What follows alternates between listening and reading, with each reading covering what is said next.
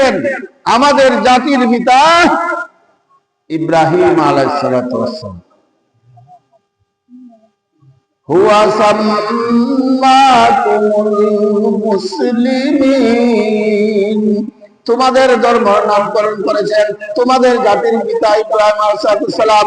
আর এই নামকরণের মাধ্যমে তোমাদের কিয়ামত পর্যন্ত যত মানুষ দুনিয়াতে আসবে প্রত্যেকের জাতির পিতা ইব্রাহিম আলাইহিস সালাম থাকবেন, পরিবর্তন হবে না। আমাদের জাতির পিতা তো মাঝে মাঝে পরিবর্তন হয়ে যায়। ফাঁসির কাস্টে ঝুলাইয়া বুড়ি গঙ্গায় ফালাই দেওয়া হয়, রশি গলায় বান্ধে বান্ধে আবার বাঙ্গে ফালাই দেয়। ইরম জাতির পিতা না, এমন এক জাতির পিতা আল্লাহ পাক ঘোষণা করছেন যে জাতির পিতা কিয়ামত পর্যন্ত থাকবে, কোনোদিন পরিবর্তন হবে না। যে জাতির পিতার ক্ষমতা কোনোদিন মরব হবে না, কোনোদিন ক্ষমতা হারাইবে না, কোনোদিন ক্ষমতা বাড়বেও না।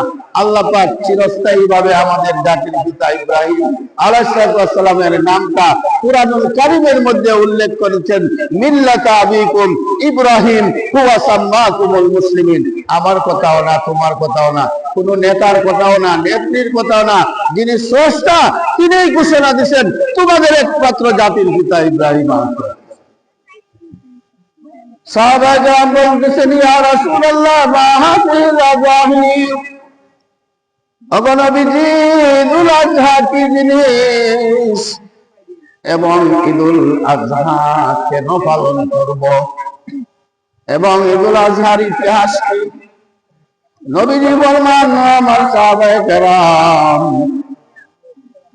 মা হাবিল ইব্রাহিম কালা সুন্নাতি আবিকুম ইব্রাহিম, তোমাদের জাতির পিতা ইব্রাহিম আলাইহিস সালামের সুন্নাত হচ্ছে ঈদুল আযহা। ঈদুল আযহার উপরে আমল করলে, উদ্যাপিত হলে আমাদের কি লাভ হবে?